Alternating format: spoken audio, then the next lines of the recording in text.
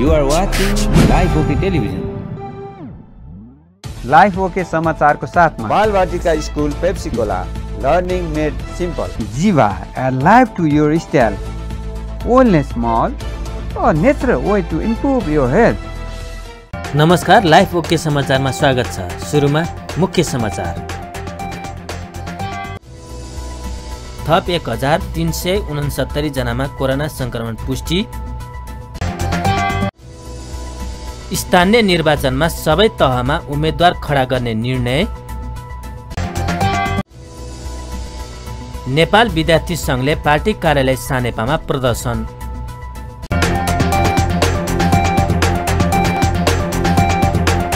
अब समाचार विस्तारमा। नेपालमा थप 1369 जनामा कोरोना संक्रमण पुष्टि भएको छ। देशभर गरिएको 8880 पीसीआर परीक्षणका क्रममा 1013 जना र 3000 एन्टिजेन परीक्षणका क्रममा 356 जनामा कोरोना संक्रमण पुष्टि भएको स्वास्थ्य मन्त्रालयले जनाएको छ। त्यस्तै कोरोनाका कारण थप 12 जनाको मृत्यु भएको छ। हालसम्म नेपालमा कोरोनाका कारण 11864 जनाको मृत्यु भएको छ। त्यस्तै थप 2238 संक्रमित निको हुँदा हालसम्म नेपालमा 9,30,607 जना निको भएका छन्। हाल नेपालमा 29,004 सक्रिय संक्रमित आइसोलेसन र 133 जना क्वारेन्टाइनमा रहेको मन्त्रालयले जनाएको छ।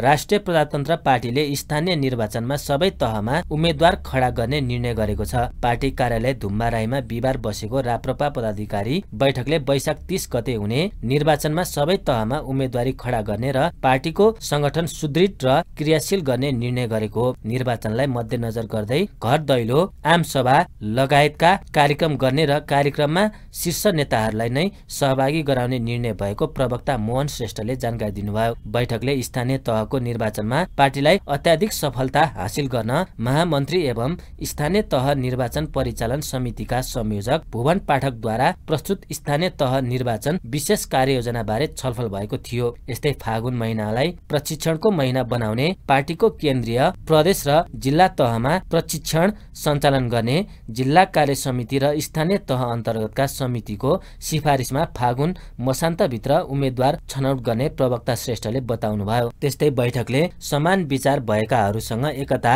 मोर्चा वा सहकार्यका लागि भइरहेका प्रयासको समीक्षा गर्दै जारी वार्तालाई निरन्तरता दिने निर्णय भएको उहाँले जानकारी दिनुभयो।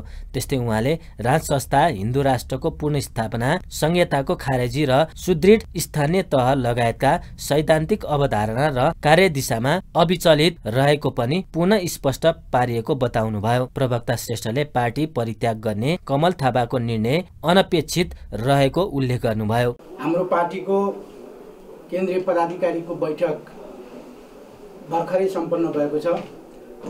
आजको बैठकमा विशेष गरी आसन्न स्थानीय तहको निर्वाचनको बारेमा हामीले विस्तृतमा छलफल गरेका छौँ।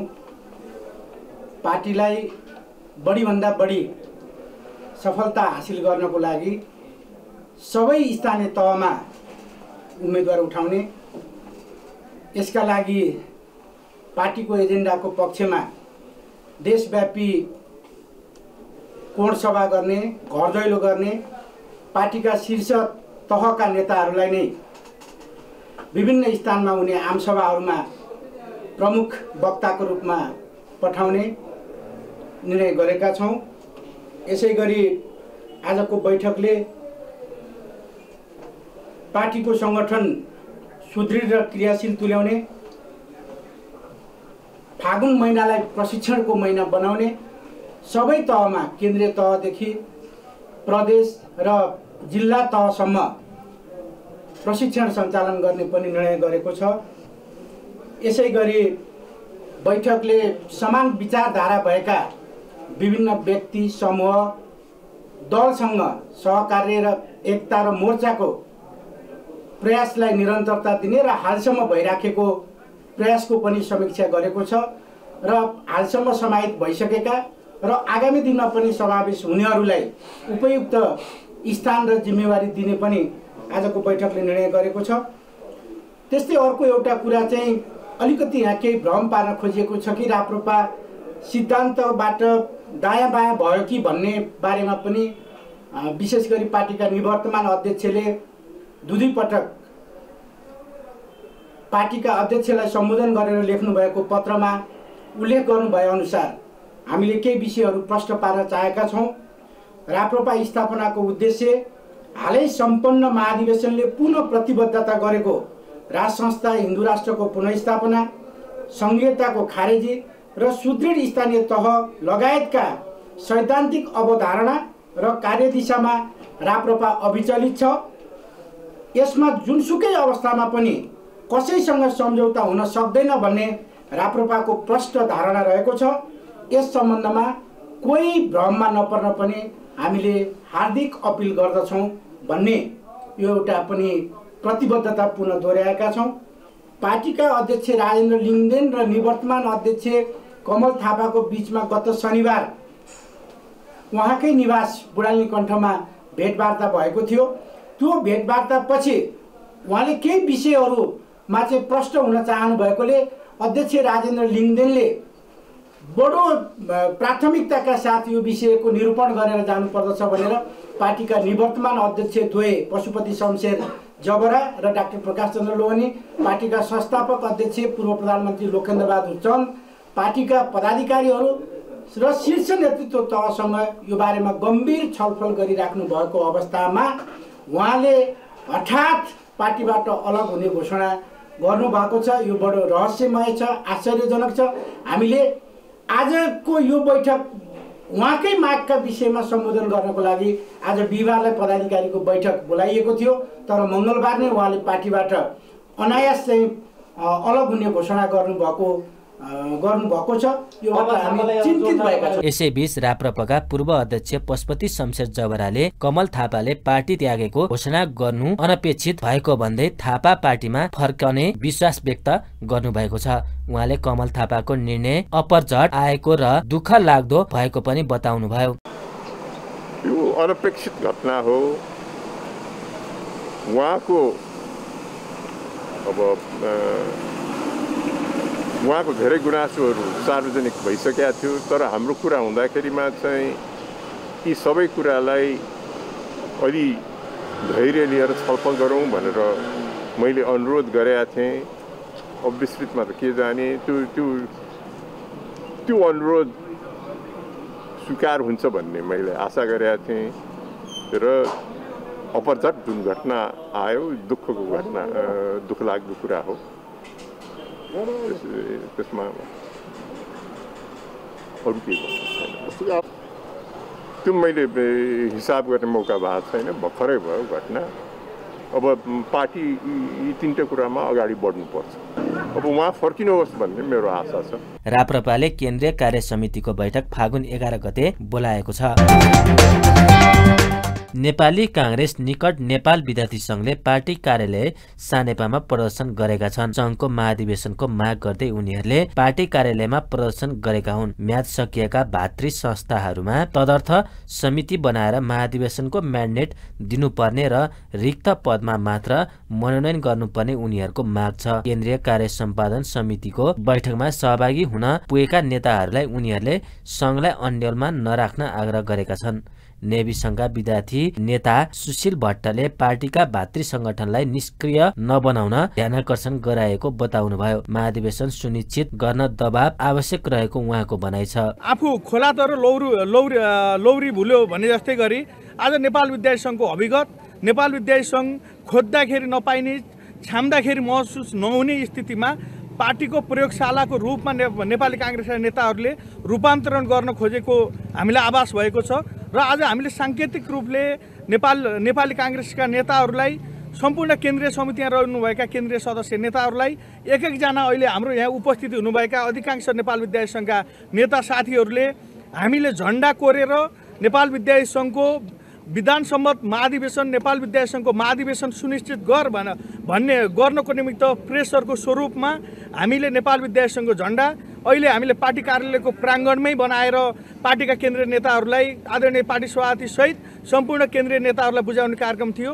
तर आज हाम्रो घरमा हामी नै उपस्थित हुन नपाउने स्थिति पार्टीको नेतृत्वले गर्यो। सो क्रममा कांग्रेस महामन्त्री विश्व प्रकाश शर्माले केन्द्रीय कार्य सम्पादन समितिको बैठकले भातृ संगठनको विषयमा उचित निर्णय गर्ने जानकारी दिनुभयो।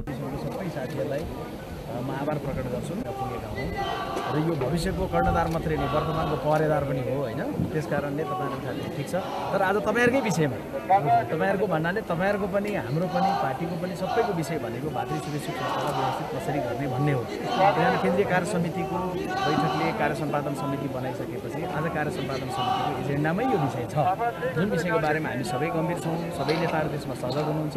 यसलाई कसरी चाहिँ उचित निष्कर्षमा पुर्यायो भने राम्रोसँग प्रभावकारीसँग गतिशील ढङ्गले नेपाल विद्यार्थीसँग लगायत सबै भातृ संस्था पहिचान गर्न सक्छ भन्ने कुरामा हामी सिरियस छौँ। लामो समयदेखि नेभी सङ्घको अधिवेशन हुन सकेको छैन।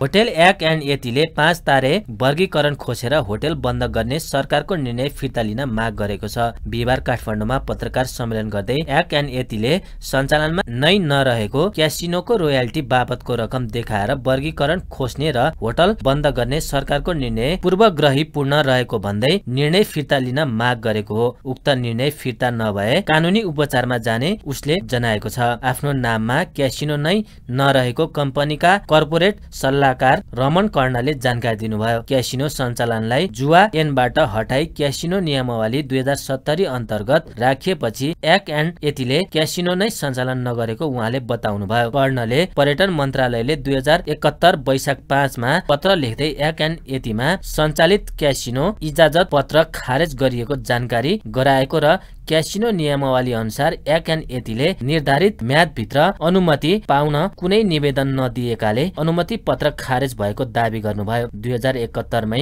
इजाजत पत्र खारेज भएपछि होटेल एक एन्ड यतिको नाममा आजका दिनसम्म क्यासिनो नरहेको कर्णले दावी गर्नुभयो। क्यासिनो सञ्चालन इजाजत पत्र होटेल स्तर वर्गीकरणको प्रमाणपत्र रद्द गर्न सम्बन्धमा माननीय मन्त्री पर्यटन मन्त्रीज्यूबाट 2078-10-25 मा जुन निर्णय भएको छ त्यो निर्णय सम्बन्धमा र त्यो निर्णयको यथार्थमा यहाँहरूलाई मैले के निवेदन गर्न चाहे भने उहाँले के निर्णय गर्नुभएको छ भने यो होटलको नाउँमा क्यासिनो सञ्चालन इजाजत पत्र रद्द गरिएको छ भनेर भन्नुभएको छ।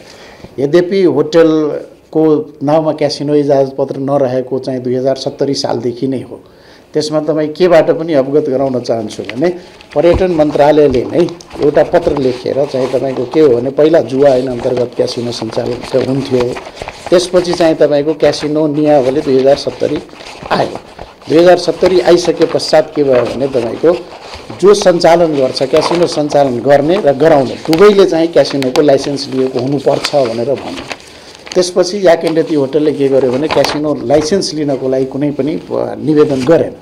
निवेदन नगरेपछि पर्यटन मन्त्रालय संस्कृति तथा पर्यटन नागरिक उन्नयन मन्त्रालयले नै 71-1-5 मा एउटा पत्र लेखेर क्यासिनो इजाजत पत्र खारिज भएको भएर जानकारी गरायो। याक एन्ड यति होटलको नाउँ पत्र लेखेर त्यो पत्रबाटै पनि के देखिन्छ, पत्रमा के बोलेको छ भने त्यस होटलको परिसरमा सञ्चालनमा रहेको क्यासिनो सञ्चालनको लागि क्यासिनो नियमावली 2070 को नियम 37 को उपनियम 1 बमोजिम निर्धारित म्यादभित्र त्यस होटलको तर्फबाट निवेदन दर्ता भएको नपाइएकोले अर्थात् हामीले क्यासिनो नियमावली बमोजिम नयाँ अनुमति पत्र पाउनको लागि कुनै निवेदन नगरेको हुनाले नपाइएको हुनाले त्यस होटलको नाउँमा जारी भएको क्यासिनो इजाजत पत्र क्यासिनो नियमावली 2070 को नियम 37 को उपनियम 2 बमोजिम स्वतः खारिज भएको हामीलाई जानकारी गरायो।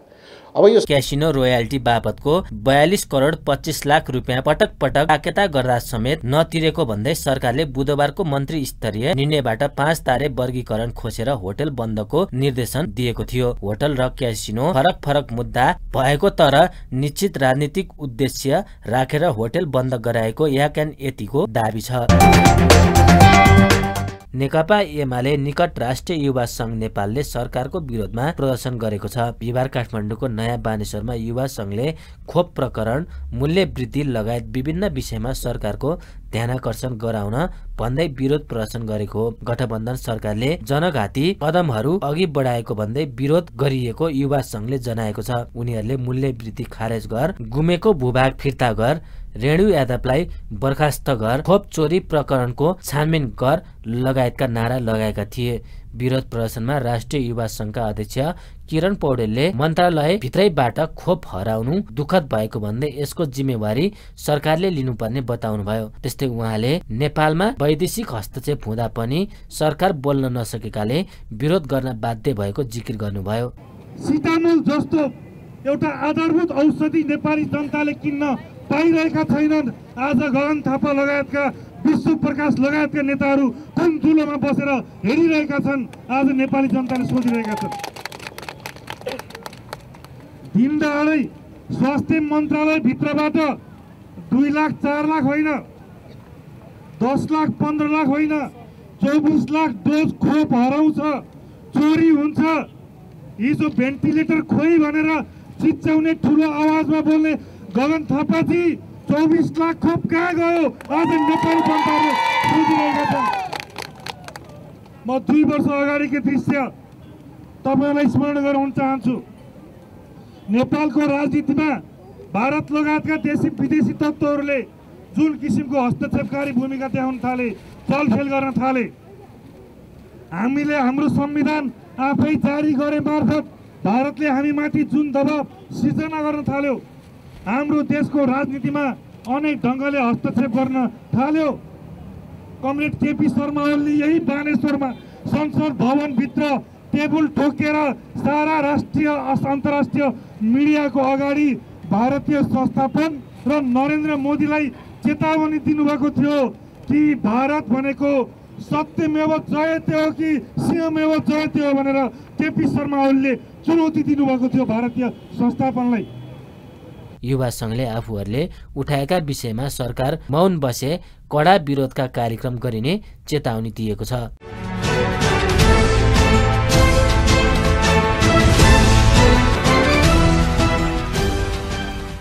नेपाल राष्ट्रिय तथा अन्तर्राष्ट्रिय खेलाडी संघले 14औं संस्करणको NNIPA स्पोर्ट्स अवार्ड फागुन 17 गते आयोजना गर्ने भएको छ। बिहिबार काठमाडौँमा पत्रकार सम्मेलन गर्दै संघले अवार्ड ललितपुर जिल्लाको गोदावरी नगरपालिकामा रहेको वज्रबाराही मन्दिर परिसरमा आयोजना हुने जानकारी गराएको हो। अवार्ड 27 खेलका उत्कृष्ट खेलाडीलाई जनाई 10,000ले सम्मान गरिनेछ। त्यसैगरी उत्कृष्ट खेलाडी मध्ये 1 पुरुष र 1 महिलालाई सर्वोत्कृष्ट खेलाडी स्वरूप सम्मान पत्र तथा नगद 1 लाख सम्मान गर्ने आयोजकले जनाएको छ। त्यसैगरी 1 पुरुष तथा 1 महिला प्रतिभाशाली खेलाडी सम्मान तथा 1 पुरुष र 1 महिलालाई उदयमान खेलाडी सम्मान प्रदान गरिनेछ। यस विधाका विजेताले जनाई 50,000 प्राप्त गर्नेछन्। 1 खेल पत्रकारलाई NNIPA खेल पत्रकारिता पुरस्कार प्रदान गरिने समेत आयोजकले जानकारी गराएको छ। पत्रकारिता पुरस्कार प्राप्त गर्नेले 25,000 प्राप्त गर्नेछन्। 1 जनालाई वर्ष उत्कृष्ट पारा खेलाडी सम्मान प्रदान गरिनेछ। सो सम्मान प्राप्त गर्नेले 10,000 प्राप्त गर्ने नेपाल राष्ट्रिय तथा अन्तर्राष्ट्रिय खेलाडी संघका अध्यक्ष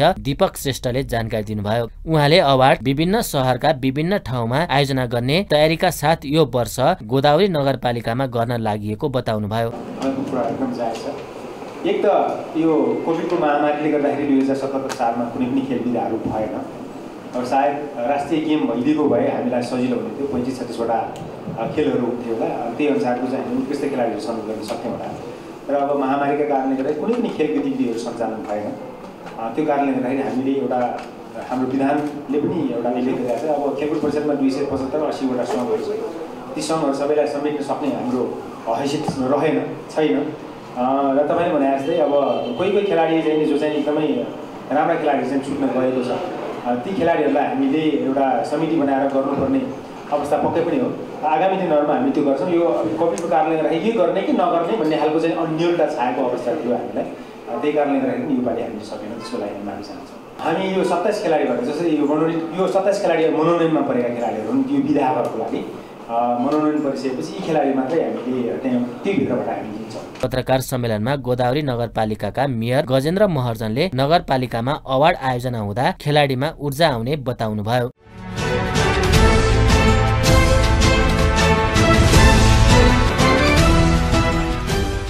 सरकारले चालु आर्थिक वर्षको बजेटको आकार 86 अर्ब 55 करोड रुपियाँले घटाएको छ। बिहिबार अर्थमन्त्री जनार्दन शर्माले अर्धवार्षिक समीक्षा मार्फत चालु आर्थिक वर्ष 2078-79 को बजेटको आकार घटाइएको जानकारी दिनुभयो। चालु वर्ष सरकारले 16 खर्ब 32 अर्ब 83 करोड रुपियाँ बजेटको आकार तय गरेको थियो। अब बजेटको आकार 15 खर्ब 46 अर्ब 28 करोड हुनेछ। यसमा स्थानीय तहको निर्वाचन, कोरोना खोप खरिद लगायतका हुने खर्च समावेश गरिएको मन्त्रालयले जनाएको छ। सरकारले सुरुको विनियोजनबाट खर्च नहुने अनुमान गरिएको रकम घटाउन बजेट संशोधन गरेको हो। अब चालुतर्फ 10 खर्ब 35 अर्ब 46 करोड खर्च गर्ने सरकारी लक्ष्य छ। त्यसैगरी पुँजीगत तर्फ 3 खर्ब 40 अर्ब 32 करोड खर्च गरिनेछ। अर्थमन्त्री शर्माले मुलुकका आर्थिक वृद्धि दरमा पनि सकारात्मक असर पर्ने र मुद्रा स्थिति नियन्त्रणमा रहेको बताउनुभयो। त्यस्तै उहाँले 95.5% निर्यात बढेको र आयात 51.1% बढेको जानकारी दिनुभयो। विप्रसरण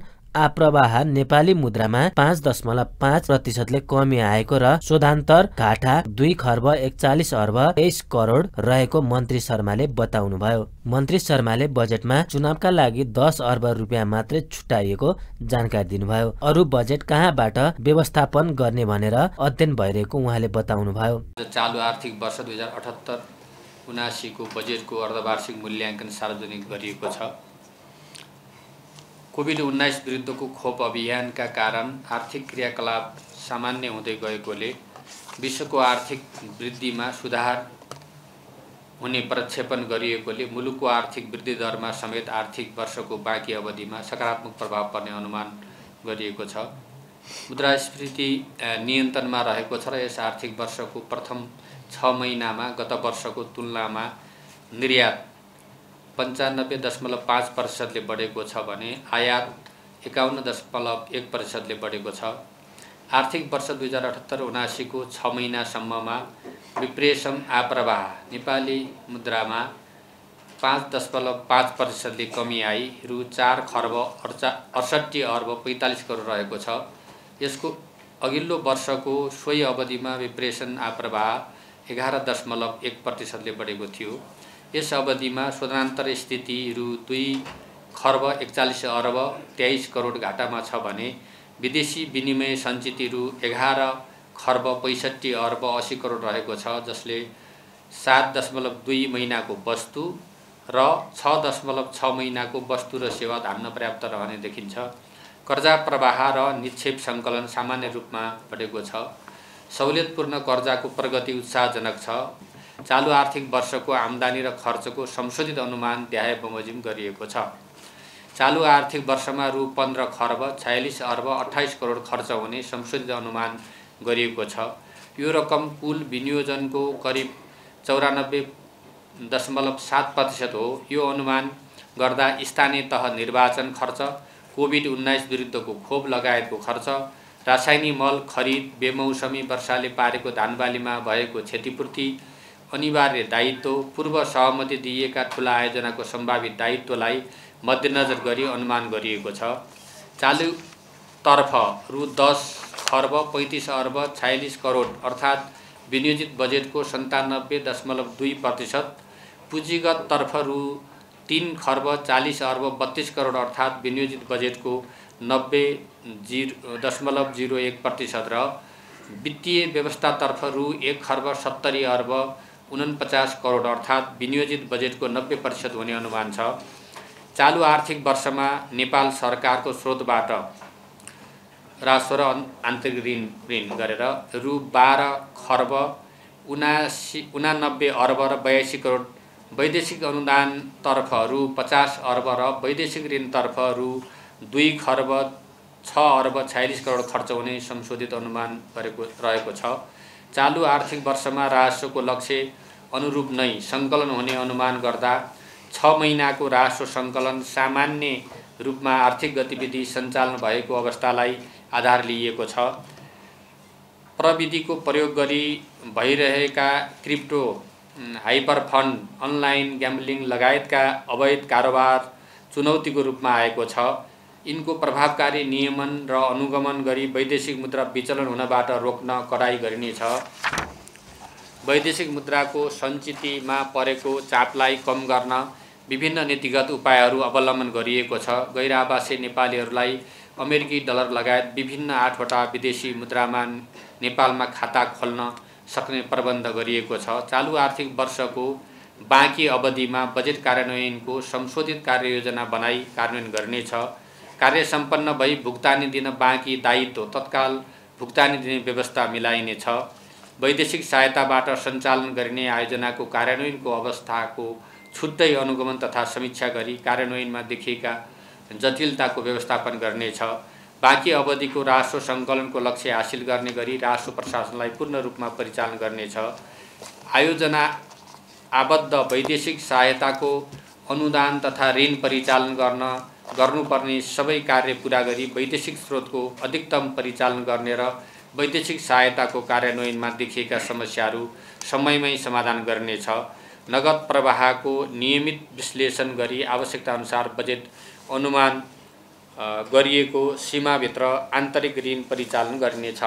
हामीले अब पुँजीगत खर्चतर्फ रु 3,40,32,32 अर्थात् विनियोजित बजेटको 90.01% र वित्तीय व्यवस्थातर्फ रु 1,70,49,49 अर्थात् विनियोजित बजेटको 90% हुने अनुमान छ भन्यो। यो भनेको खर्च गर्छु भनेको 90% खर्च गर्छु भनेको कुरा म फेरि जोड दिएर भन्न चाहन्छु। अहिले चुनावको सन्दर्भमा एउटा समस्या तपाईलाई भनौँ अहिले हैन, बजेटमा छुट्याइएको छ 10 अरब, हामीलाई माग आएको छ करिब 50 अरब वरिपरि। 10 अरब बजेट छ, अरु 40 अरब कहाँ खोज्ने भन्ने एउटा ठुलो हामी प्रेसरमा छौँ। चुनाव त गर्नु नै छ, गर्नै पर्यो, त्यसकारणले त्यसको म्यानेज गर्नुपर्ने राजस्व वृद्धि अरु आदि इत्यादि कसरी हुन्छ म्यानेज गर्ने कुरामै हामी लागिरहेका छौँ। अर्थमन्त्री शर्माले स्रोत सुनिश्चितता नहुँदा बजेटको आकार घटाउनु परेको तर्क गर्नुभयो। त्यस्तै उहाँले हचुवाका भरमा आयोजनाहरूको छनौट गर्दा पनि पुँजीगत खर्चको समस्या भएको जिकिर गर्नुभयो। मन्त्री शर्माले वैदेशिक मुद्राको सञ्चितमा परेको चाप कम गर्न विभिन्न नीतिगत उपाय अवलम्बन गरिएको पनि बताउनुभयो।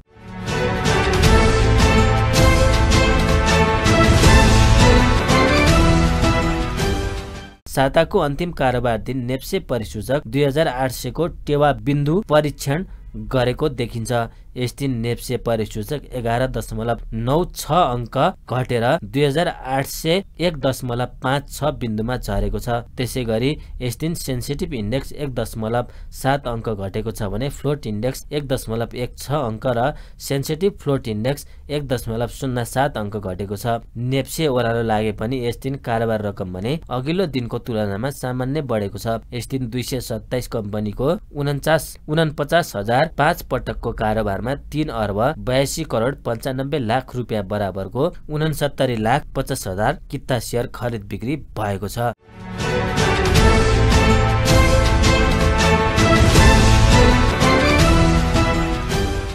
सुनको भाव निरन्तर वृद्धि भएको छ। सुन तोलामा 500 रुपियाँले बढेको नेपाल सुनचाँदी व्यवसायी महासंघले जनाएको छ। यस दिन छापला सुन प्रति तोला 93,900 रुपियाँमा कारोबार भइरहेको छ। यससँगै तेजाबी सुनको भाव पनि बढेर प्रति तोला 93,400 रुपियाँ पुगेको छ।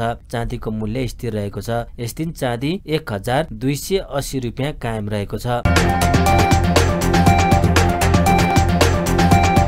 अन्त्यमा प्रमुख समाचार फेरि एकपटक। थप 1,369 जनामा कोरोना संक्रमण पुष्टि। स्थानीय निर्वाचनमा सबै तहमा उम्मेदवार खडा गर्ने निर्णय। नेपाल विद्यार्थी संघले पार्टी कार्यालय सानेपामा प्रदर्शन। हस्त अहिलेका लागि लाइफ ओके समाचार यति नै। हेर्दै गर्नुहोला लाइफ ओके टेलिभिजन। नमस्कार।